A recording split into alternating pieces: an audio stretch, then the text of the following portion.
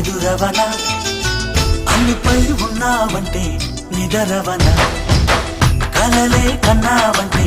నిజమై ముందుకి రానా కలతై ఉన్నావంటే కథనవనా అమ్మలో ఉండే సగం అక్షరం నేనే నాన్నలో రెండో సగం లక్షణం నేనే అమ్మ తోడు నాన్న తోడు అన్ని నీకు అన్నే చూడు చెల్లిపోని బంధం నేనమ్మా చిట్టి చెల్లెమ్మా వెళ్ళిపోని చుట్టం నేనమ్మా